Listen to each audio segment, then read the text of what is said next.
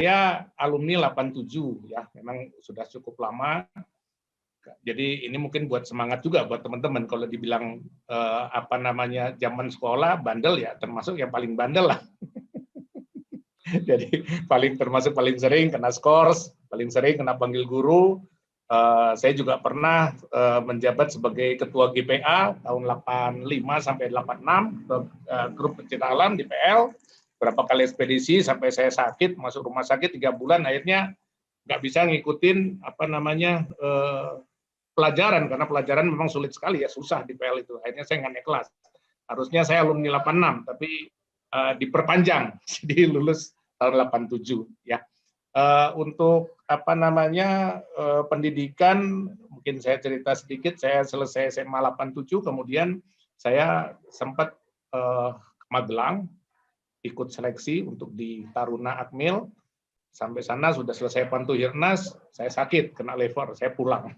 Akhirnya nggak jadi tentara sipil, saya masuk ke Fakultas Hukum Trisakti, karena itu satu-satunya masih buka. Waktu itu apa namanya semua sudah tutup, tinggal Trisakti, ada gelombang ketiga, saya masuk, saya kuliah, selesai tahun 92. Kemudian apa namanya saya ambil S2 di Bayangkara, kemudian saya S3 saya ambil di apa namanya Universitas Negeri Jakarta sampai kandidat doktor disertasi saja. Nah, siang hari ini saya akan coba sharing ke adik-adik bagaimana untuk pendidikan karakter yang harus dimiliki oleh adik sebagai generasi muda, karena ini mungkin terkait juga ya pekerjaan saya sekarang. Saya sebagai kepala divisi untuk human capital. Human capital adalah sumber daya manusia, dan saya membawahi 49.000 karyawan BUMN PT Permodalan Nasional Madani, yang kebetulan sebagian besar anak buah saya adalah milenial ya. Jadi anak buah saya itu bekerja di lapangan. Kita tugasnya adalah pemberdayaan masyarakat, pembimbingan, dan peningkatan kapasitas perekonomian masyarakat.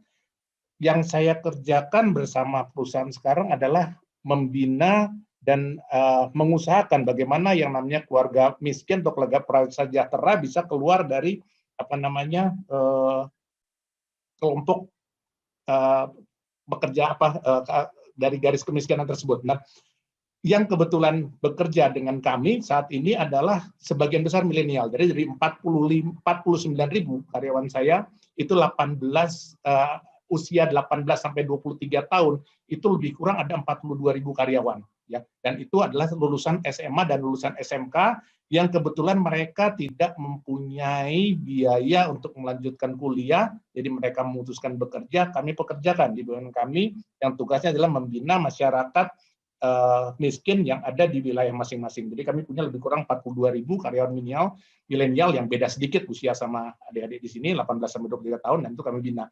Makanya mungkin salah satu pertimbangan juga bagaimana mungkin saya juga diminta untuk sharing apa sih yang apa namanya harus dimiliki adik-adik sebagai apa namanya generasi muda, apalagi nanti akan terjun ke masyarakat ya, baik udah nanti bersosialisasi di organisasi, kemudian nanti akan kuliah, kemudian nanti akan bekerja.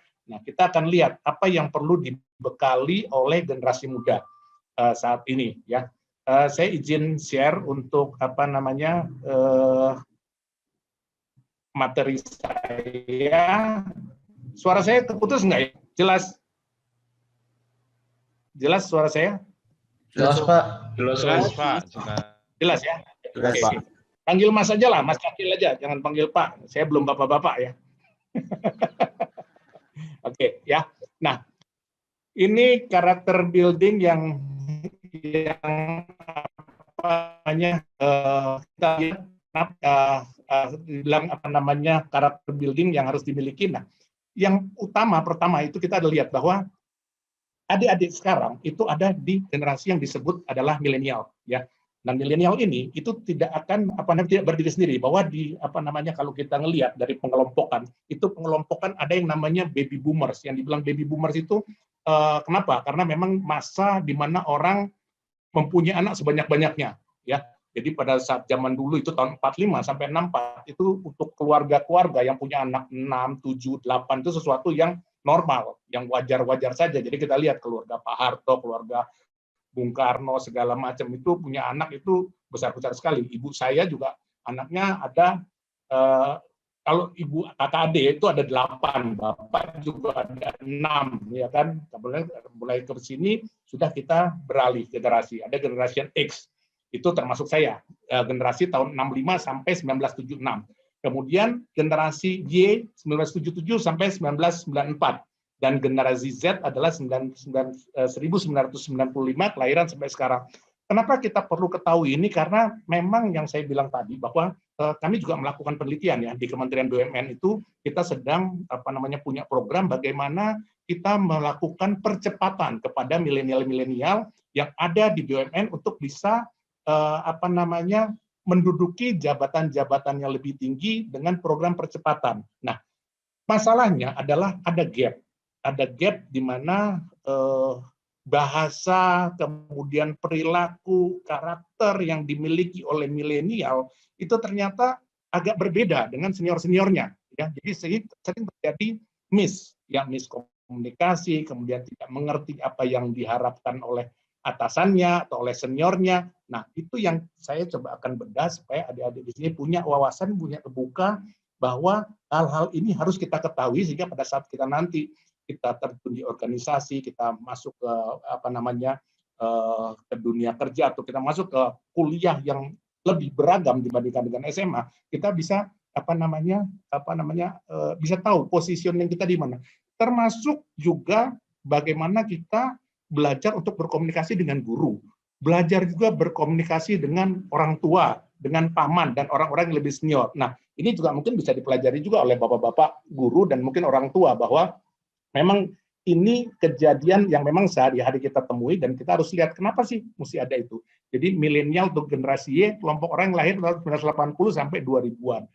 2020 generasi milenial ini akan mendominasi populasi di Indonesia dengan porsi sekitar 34%, diikuti 20% dari X yang kelahiran tahun 1979 dan selebihnya sisanya adalah kelahiran tahun 46 sampai 1964. Dan kalau kita lihat di sini itu kalau secara ekonomi kita lihat ada yang namanya bonus demografi. Kenapa dibilang bonus demografi? Karena usia kerja atau usia produktif dari masyarakat Indonesia sekarang ini jauh lebih tinggi dibanding dengan generasi yang non produktif. Jadi yang mempunyai usia kerja yang bisa menghasilkan sesuatu lebih tinggi dibandingkan yang non produktif. Non produktif itu di atas 60. Nah, itu kita lihat kenapa kalau masih makin banyak yang namanya generasi yang produktif itu harusnya bisa menopang perekonomian bangsa. Nah, kita lihat lagi, balik lagi ke karakter. Apa yang ada di lingkungan kita masing-masing. Pasti adik-adik juga kita lihat bahwa milenial sekarang rata-rata sama. Saya punya anak juga milenial. Saya punya anak yang umur 12 tahun, punya anak yang 18 tahun dan 25 tahun. Mereka biasanya internet minded, ya. 5-6 jam anak milenial menggunakan HP atau tab. Ya, benar ya, kira-kira seperti itu. Dan mereka juga biasanya sudah terbiasa untuk cashless. Ya, cashless artinya segala sesuatu kalau bisa pesan online, bayar segala macam. Nah, mereka sudah tidak menggunakan tidak banyak lagi menggunakan yang namanya uang tunai seperti generasi-generasi sebelumnya. Biasanya lebih royal, ya karena mungkin ya berlaku juga karena mereka sudah situasi saat ini semua serba ada. Beda dengan generasi dulu yang untuk apa-apa itu harus usaha dulu. Jadi mereka biasanya lebih royal. Senang wisata. Kemudian di wisata itu kita lihat bahwa yang namanya IG, yang namanya Twitter segala macam, Facebook itu lebih antusias untuk mereka mengekspresikan diri, mengaktualisasikan diri, menceritakan bagaimana mereka segala macam, kemudian di-upload. Ya. Multitasking. Nah, ini kelebihan daripada milenial. Adik-adik ini biasanya multitasking, bisa mengerjakan beberapa pekerjaan dalam waktu yang sama. Beda dengan generasi-generasi sebelumnya yang memang terbiasa untuk menjadi spesialis. Spesialis itu adalah kita kalau sudah mengerjakan satu, kita nggak terbiasa lagi mengerjakan yang lain. Kalau sekarang sudah terbuka. Jadi ini juga mungkin buat masukan buat bapak-bapak dan ibu guru yang juga hadir bahwa kelebihan milenial yang kita lihat dan kita bisa manfaatkan mereka itu mereka multitasking, bisa mengerjakan beberapa hal dalam waktu yang sama. Dan kualitasnya, nah tinggal bagaimana menghasilkan kualitas yang bagus, itu nanti akan balik lagi ke karakter. Nah, yang masalah lagi, terutama biasanya di perusahaan, di organisasi, loyalitas rendah. Ya, yang dimaksud dengan loyalitas rendah di sini pengalaman kami kalau di kantor itu yang namanya generasi milenial bekerja di tempat kami itu lebih senang atau lebih cepat berpindah dibandingkan dengan senior-seniornya, ya. Jadi kita akan lihat akan berbeda sekali dengan generasi saya dan generasi di bawah saya yang nggak terlalu jauh. Kalau kita bekerja biasanya kita loyal, kita pikir karir masa depan segala macam kita harus persiapkan dengan baik. Nah, kalau adik-adik di sini biasanya itu mereka lebih cepat untuk mengadaptasi perubahan, sehingga misalnya contoh kita baru bekerja 1 tahun 2 tahun, kemudian ada temannya bilang kerja di sini lebih enak, dengan cepat akan langsung bisa pindah dengan tanpa berpikir panjang. Beda dengan generasi kami, kita akan mikir mungkin bukan 3-4 kali, 5-6 kali lagi kalau mau pikir. Kenapa? Karena kita tidak biasa untuk change mindset, change situation dalam waktu yang cepat.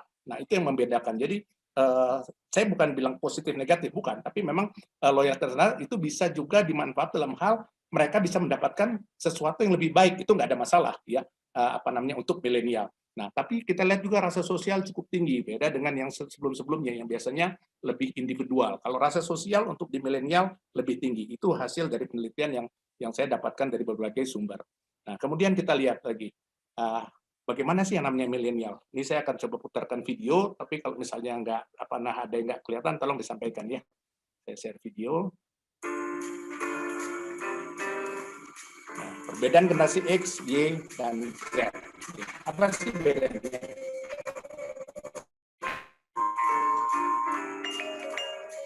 Kelahiran 6676, netralisasi mandiri, cerdas, sanggup menjalani tugas dengan baik. Karena memang tantangan kita banyak saat itu untuk bisa dapatkan sesuatu.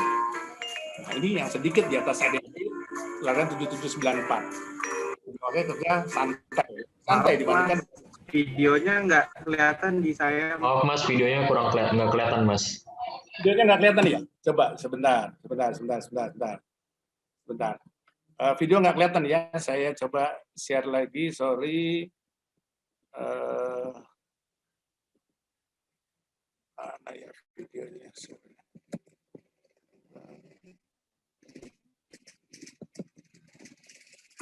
Kelihatan nggak ini? Kelihatan ya? Belum, Mas. Belum. Belum kelihatan? Belum kelihatan. Belum, Mas. Belum kelihatan, Mas. Belum ya? Belum, Mas.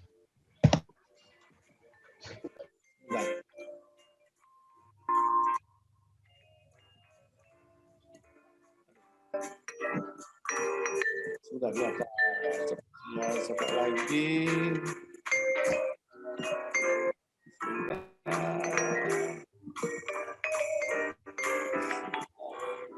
Cuman kedengaran ini doang ya, lagu aja ya?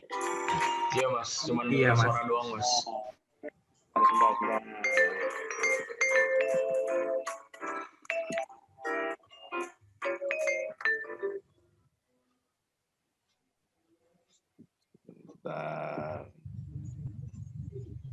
Sorry.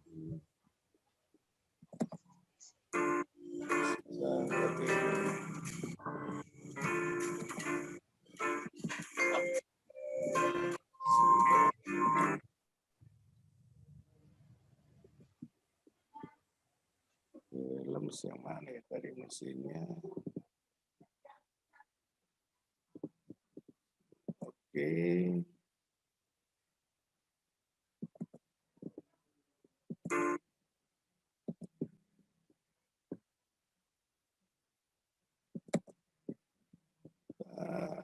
Sorry.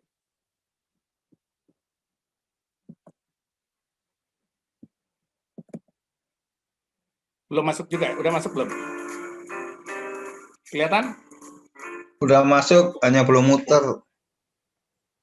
Oke. Udah ya? Mandiri, cerdas, kreatif.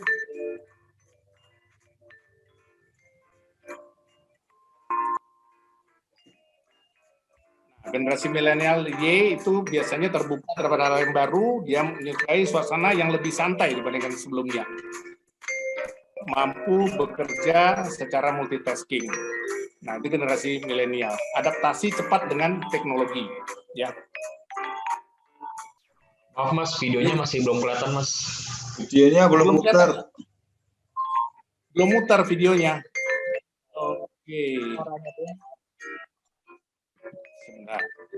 Kalau gitu saya lewatin aja ya, karena memang nggak bisa. Oke. Sebentar. Ini kelihatan nggak? Ya, sudah. Iya Mas. Kelihatan ini? Mulai Ya. pinggir kasur, buka HP dulu, update nih. Kelihatan ya? Langsung berangkat ke sekolah naik ojek online, dan kalau mau jadi Sudah. makan semua lewat HP kita. Pernah nggak sih kepikiran? Belum. Kelihatan? Udah kelihatan Mas. Ya Mas. Ya Mas. Kelihatan. Zaman sebelum kita tahu itu bukan. Jadi lebih enak mana hidup di zaman sekarang atau tahun 50-an? Pastinya banyak yang jawab lebih enak zaman sekarang. 70 tahun yang lalu jelas belum ada internet, belum ada YouTube video ini, dan tentunya belum ada smartphone. Tiap pagi dibangunin sama jam waker. Kalau mau nelfon orang kita harus pakai telepon ribet, mesti diputar. Kalau mau kita harus buat mainin piring yang gak kalah gede, berangkat pergi mesti jalan kaki. Kalau manakah sekarang benda-benda ini? Bagaimana bisa semua hal yang ribet ini dimasukin ke HP kita yang kecil? Jadi ceritanya ada revolusi yang dipimpin sama teknologi digital. Sebelum revolusi ini, penyimpanan data masih berbentuk analog atau bahkan manual. Buat ngirimnya juga belum canggih-canggih banget. Tapi dengan teknologi digital ini, pastinya semuanya jadi lebih cepat dan praktis. Tapi bayangin, dulu kita nyimpen data-data masih ditulis di kertas, sedangkan satu CD bisa nyimpen data sama dengan 19 meter tumpukan kertas. Dan akhirnya zaman sekarang kita udah biasa banget nemuin memori 1 tera. Padahal kalau dijadiin tumpukan kertas juga bakalan setinggi Gunung Everest yang ditumpuk 3. Ini karena semua data direkam dan dikirim dalam bentuk kode angka.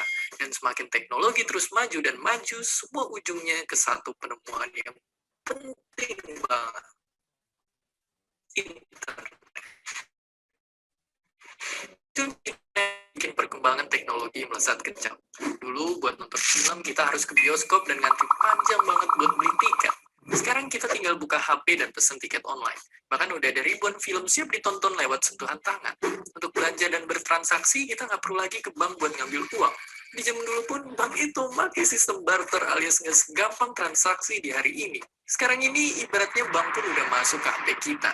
Dan karena smartphone udah bisa ngelakuin apa aja, banyak juga orang yang punya lebih dari satu. Saking banyak pengguna HP, kalau semua smartphone aktif di dunia dijejerin, barisannya bakal muterin di 10 kali. Jadi, kalau di sisi teknologi penyimpanan harus ke sana kemari atau harus nunggu lama, sekarang ada semua di HP kita. Asal jangan sampai kecanduan stalking, sosial media mantan tiap malam, dan seperti biasa, terima kasih. Terima kasih udah nonton Kok Bisa. Punya pertanyaan lagi? Tulis aja di kolom komentar di bawah. Oke, ya. Nah, itu kita lihat. Jadi kalau yang ngalamin mungkin beberapa guru dan mungkin beberapa orang tua, memang kita ngalamin masa-masa yang dulu, kalau saya boleh cerita, mungkin banyak yang ketawa karena nggak pernah punya bayangan. Jadi kalau zaman kita dulu, nabung itu pakai buku dan tulis tangan, tabanas namanya. Masih buku, tulis tangan.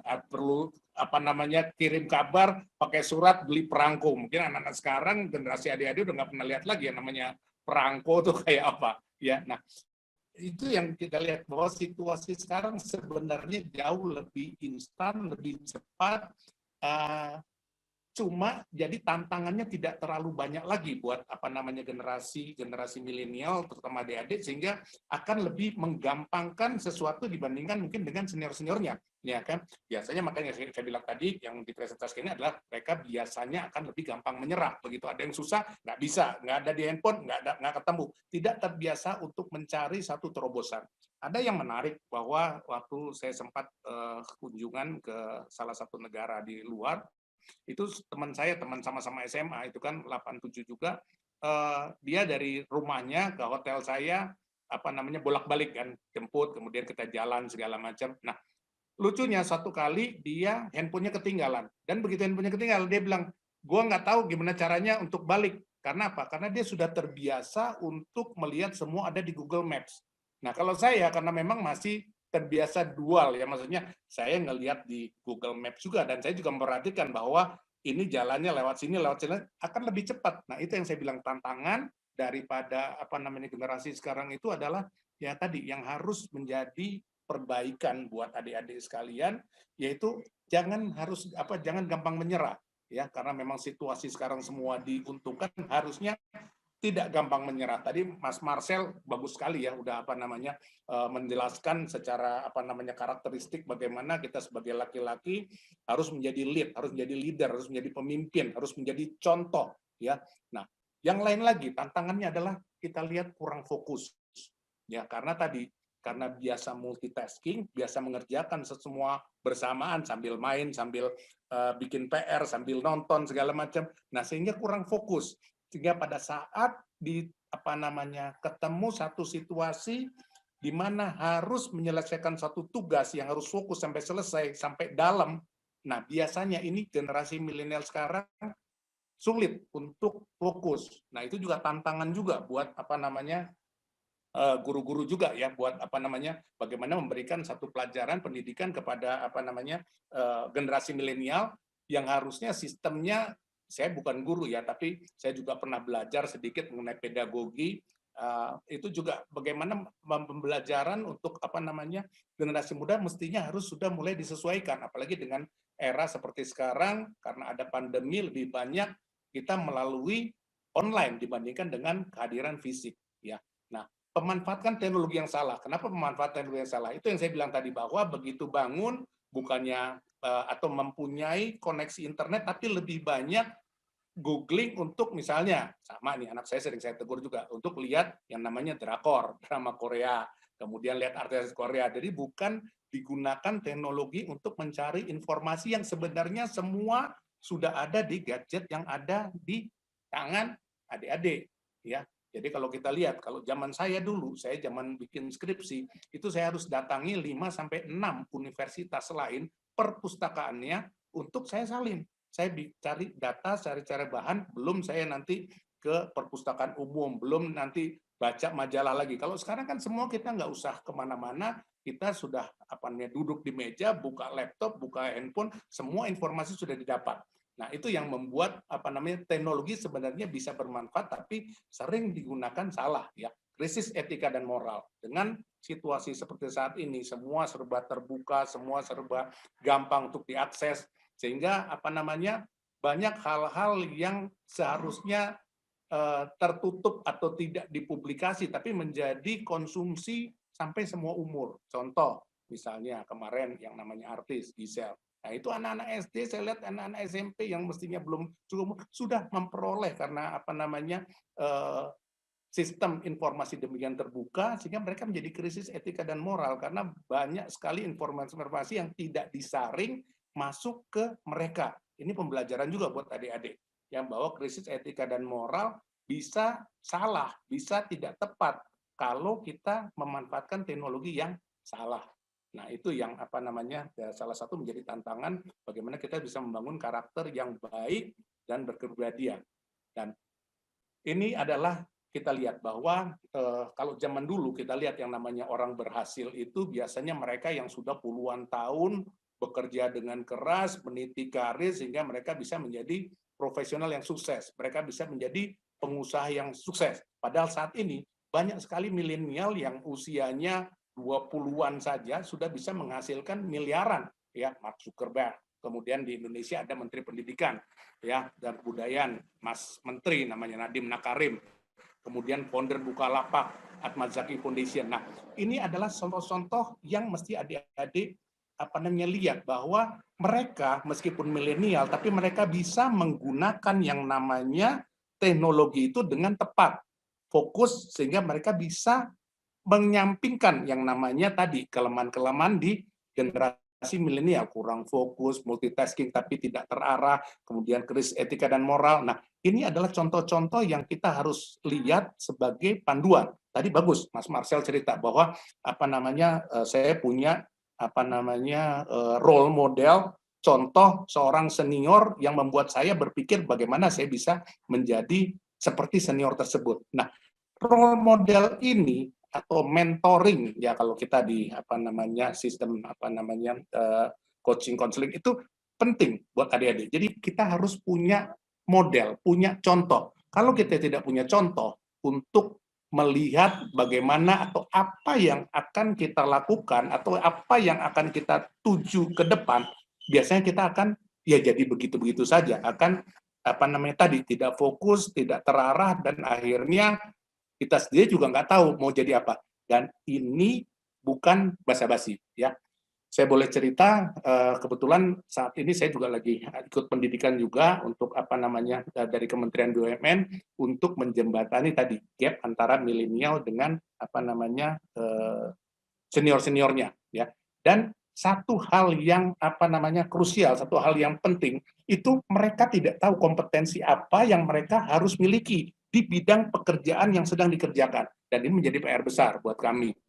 Dan itu yang saya harus ceritakan ke adik-adik, bahwa adik-adik tadi sudah disampaikan juga oleh Bang Marcel juga ya, bahwa Mas Marcel juga, bahwa memang kita dalam secara personal tidak ada yang namanya kita semua bisa jago. Jadi kalau dilihat, saya termasuk salah satu yang tidak setuju dengan sistem pendidikan yang melihat orang berdasarkan ranking. Orang menjadi ranking 1 kalau semua nilai rata-rata bagus. Ya, matematikanya jago, bahasanya jago, kemudian menggambarnya jago, menyanyinya jago, musiknya jago, kemudian dia olahraga juga bagus. Itu nonsens. Hampir tidak ada orang yang bisa melakukan semua itu dengan sesempurna mungkin. Nah, itu yang pola pendidikan sebenarnya tidak tepat, dan terutama buat guru juga harus melihat bahwa tiap siswa, tiap manusia punya karakter yang berbeda, punya kemampuan yang berbeda, punya kompetensi yang berbeda, di mana harus dikenali. Sebelum yang namanya guru, sebelum namanya orang tua mengenali bagaimana karakter dari masing-masing anak atau anak didiknya, kita sendiri, adik-adik sebagai milenial harus belajar introspeksi, self assessment. Jadi harus bisa mengakses diri sendiri. Saya kelebihannya di mana sih? Saya sukanya di mana sih? Wah, saya suka matematika, saya suka bahasa, saya suka bidang kesenian. Dan itu yang difokuskan, dengan catatan bahwa dengan sistem pendidikan saat ini, kita tidak bisa memang karena saya suka matematika, yang lain saya masa bodoh. Nggak bisa. Ya, tetap yang lain juga harus kita pelajari, tapi secara umum. Tapi yang bidang kita suka, itu kita harus dalami, kita harus tunjukkan bahwa bukan cuma cukup nilai 8. Kalau kita suka 10, kita buktikan bahwa matematika saya bisa 10. Kalau saya bisa olahraga senang, saya harus buktikan, tadi Mas Marcel bilang, saya bisa dapatkan medali emas minimum untuk di kelas misalnya kabupaten atau provinsi, atau bisa ikut PON. Nah, itu yang adik-adik harus belajar self-assessment, harus belajar melihat dan bisa menilai apa kelebihan saya. Ya, dan itu harus dipupuk dan dipertajam. Sementara kalau yang kurang, itu bukan artinya ditinggalkan, bukan. Karena kita sekarang masih dalam tahap belajar, tahap mengikuti pendidikan di sekolah, ya kita tetap harus mengikuti sampai batas minimum. Jadi kalau misalnya kita nggak terlalu suka bahasa, kita nggak terlalu suka matematika, ya jangan sampai nilainya 3, 4, 2, atau mungkin di bawah itu, tapi minimum 6 lah. Tapi kalau nilai-nilai yang kita senang, pelajaran yang kita merasa kita konsentrasi di situ kuat, dan kita punya keunggulan situ, itu kita harus pertajam sehingga kita harus mendapatkan the best. Jangan cuma sekedar tadi cuma nilai 8, 9 puas, tidak. Tunjukkan bahwa saya senang ini, saya harus bisa dapat nilai 10 sesempurna mungkin. Nah, ini yang saya coba share ke adik-adik. Nah, ini ada mudah-mudahan bisa ke ini ya, video inspiratif dari Nadiem Makarim. Ya, sekarang jadi menteri. Halo. Apa sih Nadiem Makarim? Nadiem Makarim, pria kelahiran 4 Juli 1984 ini adalah pendiri aplikasi yang mungkin kita gunakan setiap hari. Ya, apalagi kalau bukan Gojek. Bagaimana sih cerita Mas Nadiem bisa membuat aplikasi? Begini ceritanya.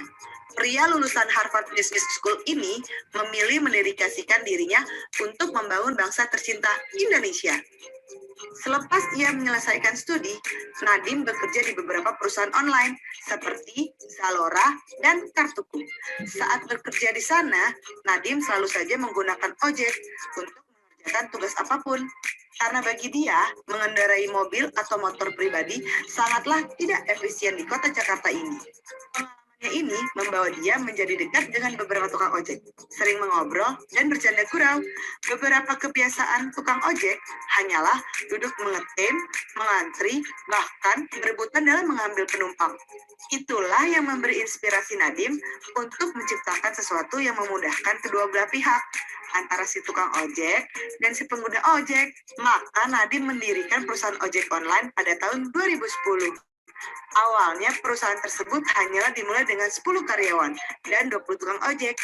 Jadi jika ada orang yang hendak memesan ojek, karyawan tersebut akan menelpon atau SMS si tukang ojek. Lalu dipertemukanlah mereka.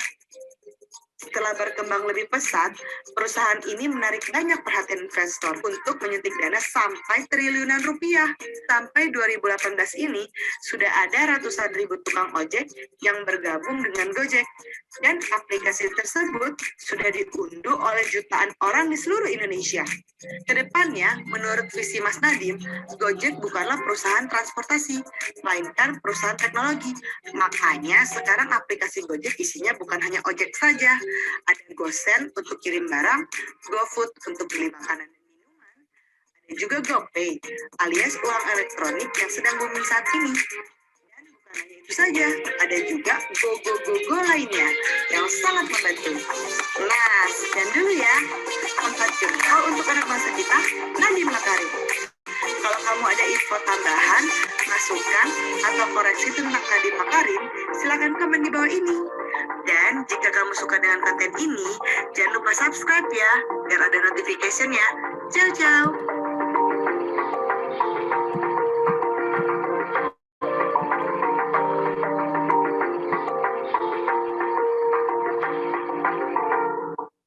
Oke, nah, saya cerita dikit bahwa ini beliau seorang milenial ya, milenial yang artinya dari segi usia masih sangat muda. Halo, ya. Nah, apa yang membedakan Nadiem Makarim dengan teman-teman yang lain? Ya, nah ini yang kita lihat bahwa sebagai milenial karakter yang harus dimiliki oleh adik-adik di sini, apalagi adik-adik sudah ditunjuk sebagai leader ya, yang namanya OSIS itu adalah leader dalam skema yang awal, bagaimana memimpin organisasi, punya anak buah, kemudian punya proyek, bagaimana menjalankan proyek, kemudian mengevaluasi apa yang sudah dilakukan, apakah sudah tepat sesuai dengan sasaran atau ada hal-hal yang perlu dievaluasi sehingga perlu diperbaiki. Nah, ini ada 6 yang paling inti perbaikan karakter. Itu ada pertama adalah kreatif dan inovasi ya. Jadi kita tidak akan pernah jadi siapa-siapa dan tidak pernah akan jadi apa-apa kalau kita cuman hanya ikut sebagai gerbong, bahwa kalau ada yang bikin sesuatu kita ikut, tapi kita harus selalu berjiwa berpikiran out of the box.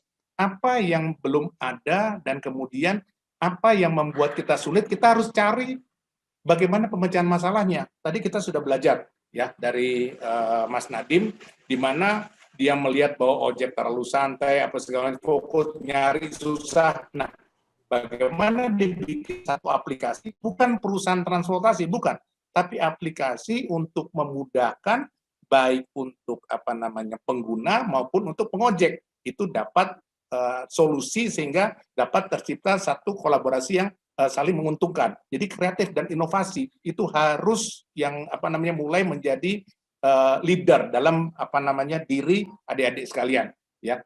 Saya senang sekali, saya baca juga Prof Pitoyo, yaitu setahun di bawah saya sudah mulai ikut sharing juga ya. Itu materi-materi beliau luar biasa. Jadi jangan sampai ketinggalan kalau misalnya Prof Pitoyo sharing. Itu bagus. Beliau itu seorang inovator juga. Dia bikin robot di Jepang, dan salah satu yang sangat dihargai orang Indonesia di sana. Orang-orang Jepang sendiri itu salut sama beliau. Ya, jadi luar biasa alumni PL, dan saya sangat percaya adik-adik pasti akan bisa menggantikan kita senior-senior untuk menjadi pemimpin-pemimpin Indonesia ke depan. Ya, jiwa kepemimpinan dilatih, yang saya bilang tadi, dilatih mulai dari adik-adik sekarang ada di level SMA. Nah, jiwa kepemimpinan nih, kenapa harus pemimpin itu memang ada yang memang dilahirkan, ya kan, seperti misalnya Bung Karno, ya. Bung Karno itu dari lahir itu udah kelihatan, orang bilang cahaya sang fajar, bahwa bakat kepemimpinannya itu terbentuk dengan sendirinya karena memang dia menunjukkan sesuatu yang selalu beda dengan teman-teman di lingkungannya. Tapi yang namanya kepemimpinan itu juga bisa dilatih, ya, bisa dilatih. Artinya dengan salah satunya dengan tadi ini yang kita lakukan sekarang ini, sharing session dari senior-senior itu adalah bagaimana mendidik yang namanya jiwa kepemimpinan dari adik-adik sekarang. Kebetulan saya sudah lulus, ya, salah satu sekolah kepemimpinan di negara ini yaitu Lembaga Ketahanan Nasional, Lemhanas. Jadi Lemhanas itu kalau orang tahu mungkin yang nggak tahu mungkin pikir itu adalah lembaga pendidikan militer, bukan. Lemhanas itu Lembaga Ketahanan Nasional di mana di situ dididik yang namanya calon-calon pemimpin bangsa yang berasal bukan hanya dari militer tapi juga dari sipil, dari termasuk juga dari ormas, termasuk juga dari DPR yang memang mereka punya dasar-dasar pemimpinan dan mereka dilatih untuk menjadi pemimpin pemimpin Indonesia ke depan. Apa yang dipelajari Lemhanas selama saya 9 bulan di sana itu ideologi, politik, ekonomi, budaya, kemudian Ipolek, Sosbud, Hankam, pertahanan, keamanan, kemudian teknologi. Nah, itu hal-hal itu yang memang kita harus ketahui secara strategik dan pelan-pelan adik-adik harus juga mulai mengarah ke sana bahwa yang tadi kita bilang bahwa kita harus lihat situasi, kondisi seperti ini, apa sih yang harus kita lakukan untuk melakukan perbaikan baik dari diri maupun lingkungan untuk di diri kita atau di organisasi. Kalau kita bilang tadi, nggak usah jauh-jauh kita mikirin negara, kita mikirin dulu di PL. Ya, sudah diomongkan bertahun-tahun, mungkin berbelas-belas tahun ya, bahwa yang namanya bully itu tolonglah, jangan sampai diteruskan. Sudah kita dari senior turun apa segala macam, tapi yang saya dengar masih terus berulang meskipun sekarang jauh lebih berkurang. Nah, itu hal-hal tersebut yang memang harus dikurangin. Kenapa saya bilang harus dikurangin? Karena adik-adik harus belajar dari senior-senior, ya. Senior-senior, saya nggak usah ngomong jauh, angkatan saya termasuk saya yang biasa-biasa saja kalau mau jujur, karena angkatan saya sudah ada jadi menteri, Mas Sandiaga Uno, itu angkatan saya 87. Ada yang menjadi dirut BUMN, Mas Fatah Topo Broto, ada yang direktur BUMN juga, Mas Ridwan Leher, dulu pernah di Perindo. Ada juga Ketua Kadin, Kamar Dagang dan Industri, ada Mas Roslani, ya. Nah, itu contoh kenapa kok banyak angkatan-angkatan senior yang bisa menjadi pemimpin-pemimpin di organisasi yang besar. Karena kita tidak biasa dulu yang namanya ada bully segala macam, nggak ada.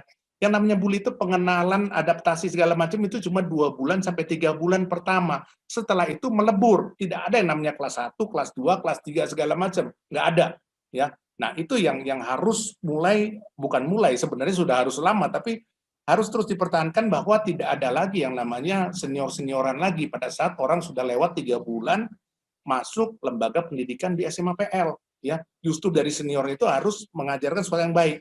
Dan kalau saya dengar, saya gembira sekali, saya senang dan saya bangga begitu saya lihat ternyata dalam 2-3 tahun terakhir yang namanya alumni PL itu sudah banyak yang keterima di sekolah-sekolah negeri tanpa tes. Ya, itu menunjukkan bahwa kita sudah mulai perbaikan. Nah, adik-adik sebagai pemimpin di lingkup organisasi siswa OSIS di SMA PL, jaga marwah ini bahwa kita harus sudah kembalikan lagi yang namanya PL itu ke depan bisa menjadi seperti PL yang dulu, ya kan, yang sudah menciptakan banyak sekali pemimpin-pemimpin di negara ini yang lahir dari PL yang dulu bebas dari bully. Ya, jadi itu sudah harus benar-benar sudah dihapuskan, nggak bisa ada lagi. Karena selama itu masih terjadi, nggak akan pernah bisa balik lagi kita nanti PL bisa menjadi satu sekolah yang menjadi kebanggaan nasional. Ya, saya nggak bohong. Saya di BUMN segala macam, barusan saya meeting dengan beberapa kepala divisi. Kepala divisi itu kami satu level persis di bawah direksi. Ada satu kepala divisi di Bank Mandiri. Bank Mandiri termasuk salah satu BUMN terbesar di Indonesia. Saya lupa namanya siapa tahu, Wita atau Pak Wita, kalau nggak salah, Pak Widya. Begitu mau tutup, dia bilang ke saya, Mas Henry dapat salam dari Erwin. Saya bilang, sorry, Erwin mana ya? Dia bilang, Ada PL 87. Oh, karena saya belum berubah namanya PL 87 padahal itu meeting di kementerian. Nah, itu salah satu contoh bahwa orang PL itu bukan cuma bukan takut, bukan disegani, ya, termasuk di tempat kami. Di tempat saya ada dulu sempat yang namanya jabatan presdir itu dari PL juga, PL 76, Bro Parman, ya. Sekarang dia jadi komisaris. Nah, itu orang semua tahu bahwa yang namanya PL itu disegenin. Kenapa? Karena tadi punya karakter yang berbeda, punya jiwa leadership yang berbeda, punya pola pemikiran yang berbeda dibanding yang lain, punya yang namanya strategi untuk pengembangan diri yang berbeda, yang mendahului dibandingkan dengan teman-teman yang lain. Nah, itu yang terus harus kita jaga sebagai keluarga besar alumni PL untuk nggak boleh ini lepas, ya, bahwa kita harus menjadi pemimpin ke depan. Ya, dan dimulai dari kesempatan yang diberikan, amanah yang diberikan adik-adik sebagai pengurus daripada OSIS, ya, karena adik-adik akan memimpin yang lain yang bukan anggota OSIS, ya. Kolaboratif, bagaimana kita bisa bekerja sama dengan yang lain, ya.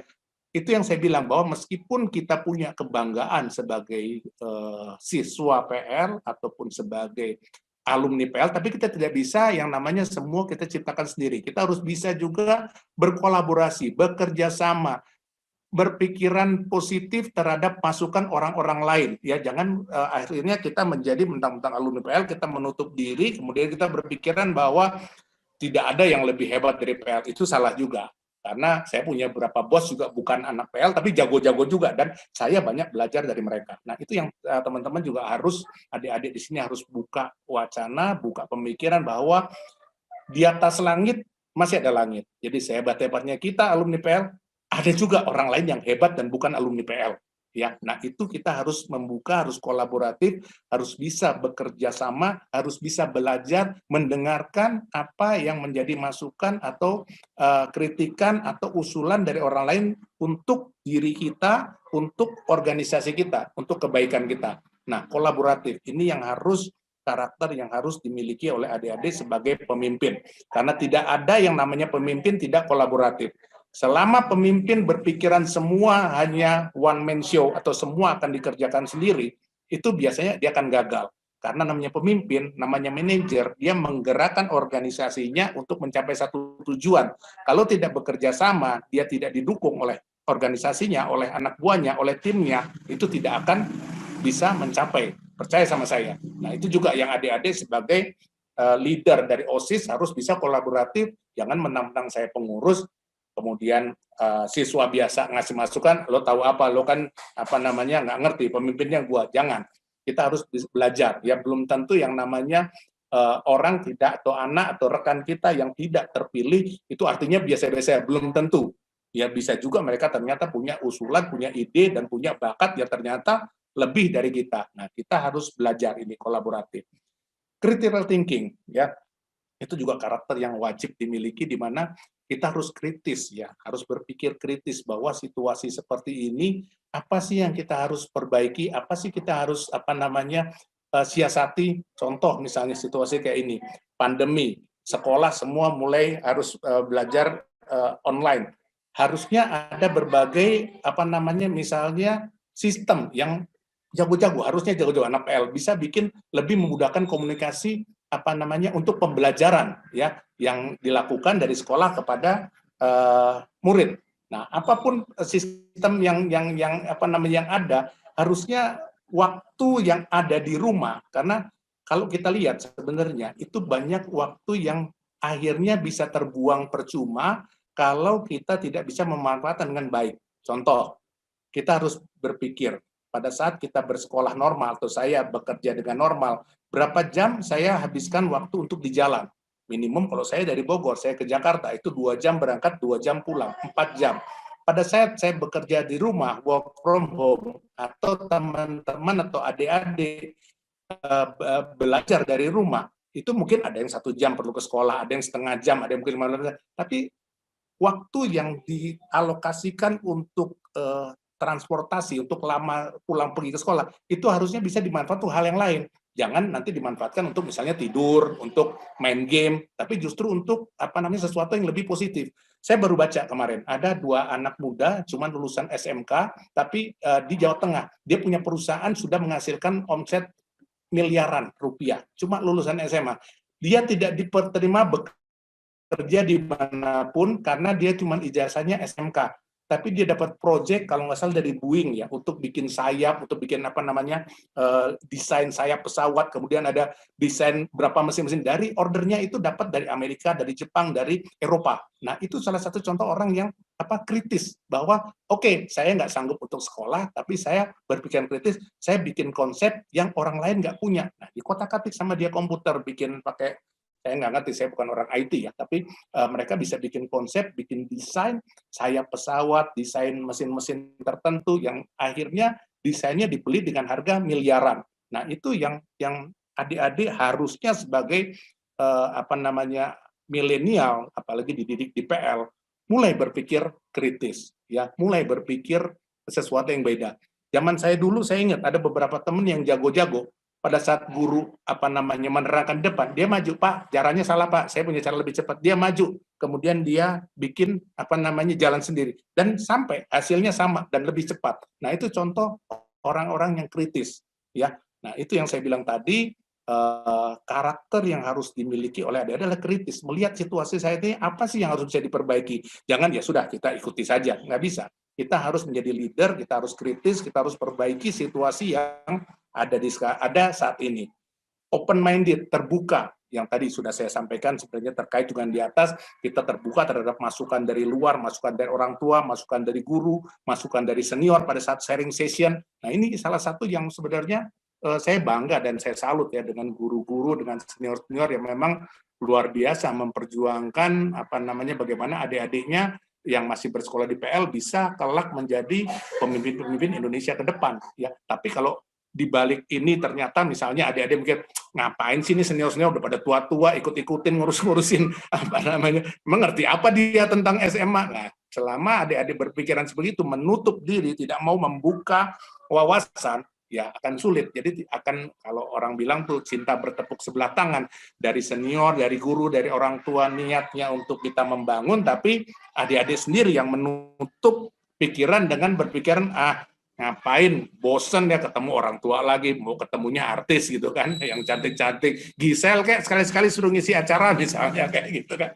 Nah itu yang saya bilang tadi, jadi ini harus open minded. Dan yang terakhir attitude, sebenarnya attitude itu sebenarnya harus atas ya. Attitude itu salah satunya adalah bagaimana kita mempunyai attitude atau niat atau integrity yang baik dan bagus, karena apapun sepintar apapun adik-adik ya, pada saat nanti baik di organisasi, baik nanti bekerja, baik nanti menjadi pengusaha, ya kalau tidak mempunyai attitude yang baik, itu percaya dengan saya tidak akan ada yang bisa maju.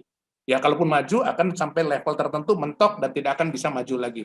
Jadi attitude, bagaimana kita integritas, salah satunya adalah kita bisa dipercaya oleh orang, itu adalah faktor yang sebenarnya menjadi dasar kita untuk bisa dipercaya, bisa amanah, bisa akhirnya mendapatkan sesuatu yang lebih baik karena orang percaya dengan kita. Nah, itu yang saya cerita di sini, karakter apa yang wajib sebenarnya dimiliki, dan ini tidak bisa instan ya. Ini harus memang untuk kita dilatih lagi. Untuk materi kalau perlu nanti saya akan share ke Pak Tian atau mungkin ke panitia yang lain. Dan saya juga sama dengan Marcel, saya juga terbuka kalau misalnya ada yang mau komunikasi dengan saya via handphone segala macam, silakan ya. Nah, itu mungkin sharing dari saya. Kalau mungkin ada pertanyaan mungkin saya kembalikan dulu kepada moderator, silakan. Saya tutup dulu sharingnya. Terima kasih Mas Sakil yang sudah membuka wawasan teman-teman, menyadari kita ada pada generasi apa ini ya. Terus kira-kira tantangannya kita ke depan apa, dan kita harus punya modal apa berkaitan dengan karakter yang harus dibentuk kaum milenial ini. Terima kasih Mas Cakil yang sudah berbagi untuk kita semua. Bagi teman-teman mungkin yang masih ingin ada ganjalan, ingin bertanya, masih ada waktu untuk bertanya, silahkan. Kalau dari saya cukup, Pak. Makasih, Mas. Oke. Ada yang Mohon lain? maaf, jadi mundur. Mas, Siap. Mas Cakil ya, saya mau Yuk. nanya. Mas Cakil, Silakan. saya mau nanya, kira-kira kapan sih ini mulainya penyimpangan abuse-nya ini dari Brotherhood PL ini? Jadi toxic seperti itu. Oke. Kalau tepatnya mungkin saya nggak tahu ya, tapi saya dengar mungkin sudah 10-15 tahun bisa juga. 10-15 tahun lalu mulai dari yang saya dengar awalnya mulai dari narkoba ya, sempat narkoba. Saya tahunya lupa, tapi setelah itu memang mulai terjadi abuse ya, orang bilang pengkemean ya, katanya keme-keme, tapi yang lucu itu adalah kenapa selama bertahun-tahun sekolah di situ masih terus dibully sama seniornya, bahkan sampai kelas 3 pun juga masih dibully oleh alumni. Itu yang saya juga nggak habis pikir. Nah, saya nggak tahu ya apakah yang saya coba cerita ini adalah yang terbaik atau bukan. Kalau dulu, zaman sebelum saya dan beberapa tahun setelah saya, kita ada yang namanya jambore dulu. Ya, sekarang memang kita nggak mungkin lakukan pada saat pandemi, tapi pada saat mungkin sudah tidak pandemi, mungkin bisa dicoba lagi. Nah, pada saat yang namanya jambore itu biasanya bulan ketiga ya, paling lama bulan ketiga, bisa bulan kedua, bulan ketiga setelah anak kelas 1 masuk. Nah, di jambore itu segala macam yang namanya acara itu dilakukan oleh senior terhadap junior. Ya, jadi memang sebelum jambore itu kesannya itu memang kita tidak boleh campur. Ya, kelas 1 tidak boleh ngobrol segala macam, kelas 2, kelas 3. Tapi setelah jambore itu benar-benar menyatu, karena di jambore tadi ya kita dikerjain, ada jurit malam, ada apa, tapi ya ngerjainnya nggak ada yang konyol itu. Sekarang kan saya lihat, saya dengar ada yang suruh beliin rokok, ada yang suruh beliin, dulu perasaan nggak ada yang namanya pendidikan itu, ya memang kita kayak mapras atau perkenalan siswa itu memang sesuatu yang memang bersifat fisik, tapi mendidik, yang misalnya push up lah, jalan jongkok lah, apa segala macam, itu sesuatu yang menurut saya kita masih bisa terima. Tapi tadi setelah 3 bulan dan selesai jambore, nah itu semua nyatu, kelas 1, kelas 2, kelas 3 kita makan bareng, ketawa bareng, bareng. Nah itu, jadi kalau ditanya tadi, mungkin salah satu saran dari saya kalau bisa dipertimbangkan itu dibuat lagi satu forum di mana yang nanti akan menyatukan kelas 1 sampai kelas 3. Mungkin itu yang saran dari saya dan jawaban saya. Ya, makasih. Kalau mau ditanya, Mas Cakil. Sama saya mau nanya satu lagi, kira-kira gimana sih analisisnya Mas Cakil, hipotesa deh, kenapa sih awalnya bisa kayak gitu, terus sampai keterusan gitu loh, gimana, mengapa gitu. Makasih, Mas. Kalau saya bukan ahli sosiologi, tapi saya juga memperhatikan ya, mungkin awalnya itu kalau saya perhatikan mungkin ada 1-2 orang yang memang dianggap ya quote unquote sebagai pemimpin di situ, kemudian dia berhasil untuk mengintimidasi, kemudian mengorganisasi. Jadi saya bilang kalau di umum itu kejahatan yang terorganisir gitu ya, mengorganisir teman-temannya untuk melakukan pembulian. Nah, kemudian dia menanamkan doktrin, biasanya begitu. Itu saya temuin sebenarnya bukan cuma di PL aja ya, di beberapa universitas, termasuk saya dulu di Trisakti juga sama. Saya memperhatikan yang namanya di STM juga sama. Namanya senior itu akan mendoktrin anak-anaknya dulu, kalau namanya STM itu harus nyerang SMA, ya kan? Itu doktrin itu. Kalau nggak nyerang itu nggak dianggap bukan laki-laki. Doktrin itu juga dijalankan di organization crime ini untuk di geng-geng motor. Mungkin ada yang pernah dengar geng motor ekstasi yang di Bandung segala macam, beberapa geng motor di mana mereka mengorganisir beberapa sektor, kemudian junior-juniornya itu dipush untuk melakukan sesuatu kejahatan atau kriminal ya. Bilang kalau bully sebenarnya udah kriminal gitu kan. Nah, itu yang akhirnya dijadikan tradisi dan cuci otak bahwa ini adalah tradisi di kita, bahwa nanti kalian itu harus gitu juga kepada adik-adik di bawahnya. Nah, itu yang saya bilang, selama itu tidak bisa diputus itu akan sulit. Dan pengalaman saya yang pernah saya dengar dulu, kami pernah di Trisakti, karena saya kuliah di Trisakti dulu, kita berpuluh-puluh tahun berbelas-belas tahun lah, itu pasti akan tempur yang namanya Fakultas Teknologi Mineral dan Geologi dengan Teknik Mesin. Nah, itu tiap tahun sudah didoktrin atas ke bawah, berantem. Nah, kalau kita kan doktrinnya untuk ke bawah, kalau mereka itu antar fakultas. Dan akhirnya bisa berhenti apa? Satu generasi berapa tahun nih? Saya lupa, 3 tahun atau 4 tahun, tingkat 1 itu dipindah fakultasnya. Makanya saya juga sempat di salah satu grup di alumni, saya pernah usul, kenapa nggak dikeluarin aja kalau memang nggak bisa diberhentikan juga, mungkin kelas 1 kita pindahin aja ke SMPPL misalnya seperti itu. Kita perlu suatu yang out of the box, yang memang tidak memungkinkan anak kelas 1 ketemu dengan kelas 3. Misalnya hal-hal tersebut perlu dilakukan ya, tapi sekali lagi itu kan kebijakan dari sekolah. Tapi itu yang saya cerita bahwa saya pernah jadi saksi juga di yang saya cerita di Trisakti, ada beberapa angkatan teknik mesin itu dipindah fakultasnya, saya lupa kemana jauh, sehingga tidak ketemu dengan seniornya, tidak ketemu juga dengan FTM dan geologi, sehingga akhirnya bisa dibalikan, ya sudah hilang, satu generasi itu hilang. Dan itu juga pernah dilakukan, bukan hanya di Trisakti, mungkin pernah dengar kasus bully di STPDN, Sekolah Tinggi Pendidikan Dalam Negeri, IPDN sekarang, Institut Pendidikan Dalam Negeri, ya.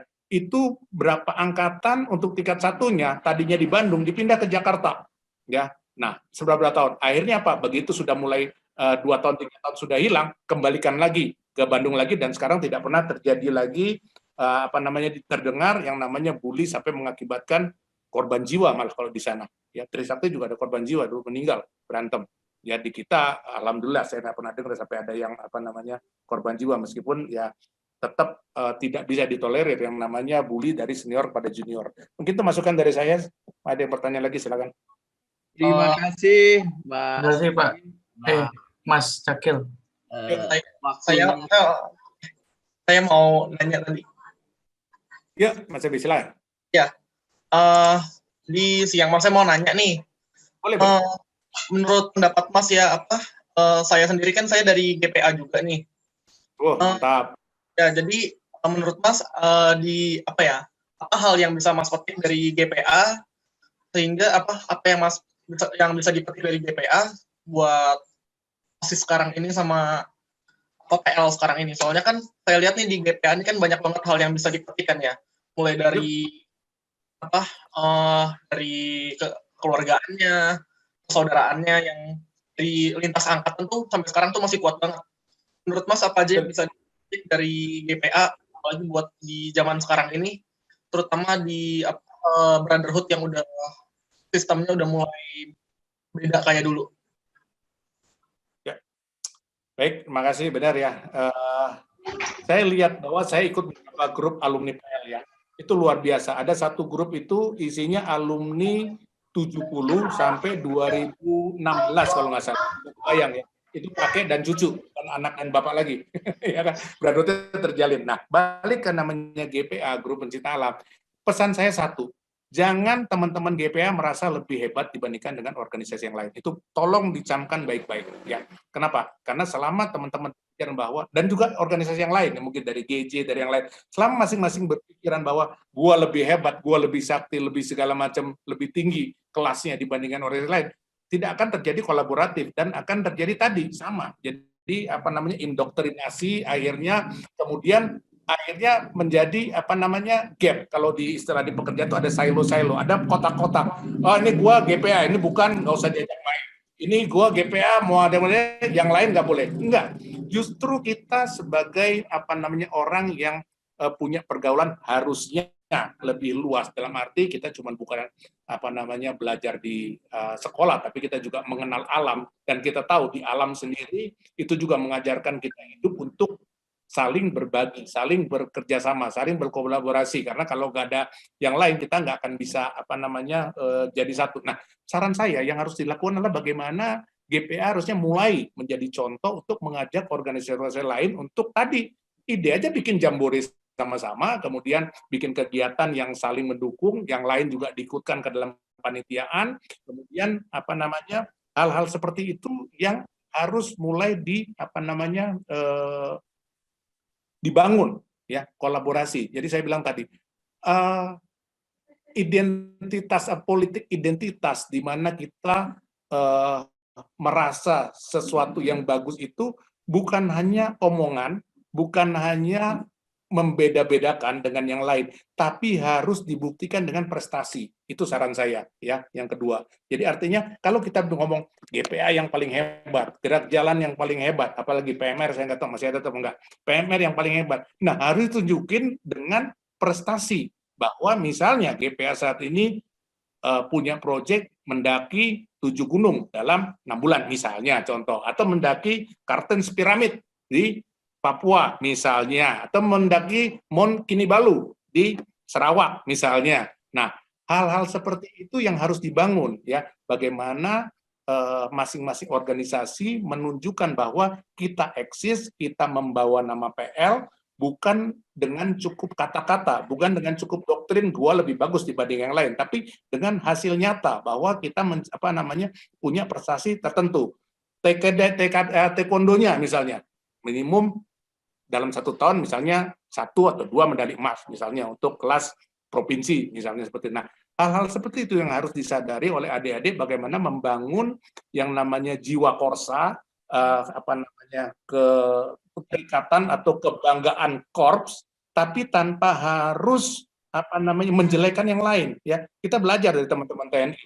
Banyak sekali pasukan khusus, masing-masing darat, laut, udara, polisi, masing-masing punya pasukan khusus, tapi nyaris kita nggak pernah dengar mereka berantem ya secara besar-besaran. Kenapa? Mereka tidak didoktrin untuk menyerang atau menjelekkan organisasi yang lain, tapi mereka didoktrin untuk bagaimana namanya pasukan khusus masing-masing itu menciptakan satu latihan yang terbaik, satu metode pendidikan yang terbaik, personel-personel yang terbaik yang membanggakan. Nah, itu yang harus dididik oleh teman-teman GPA, bukan hanya GPA, tapi juga untuk pembina dari organisasi-organisasi siswa yang ada saat ini di PL. Mungkin itu masukan dari saya.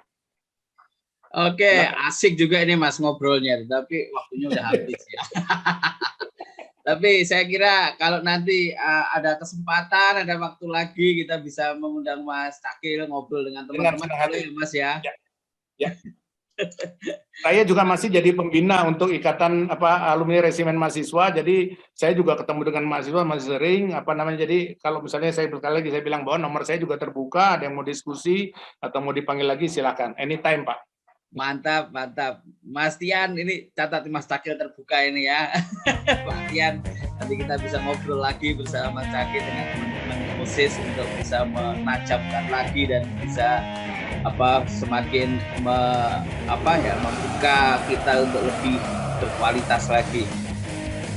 Terima kasih Mas Cakil, kita foto dulu ya Mas Cakil ya untuk akhir sesinya. Terima kasih karena kita semua sudah diberi wawasan yang lebih. Kita foto dulu untuk yang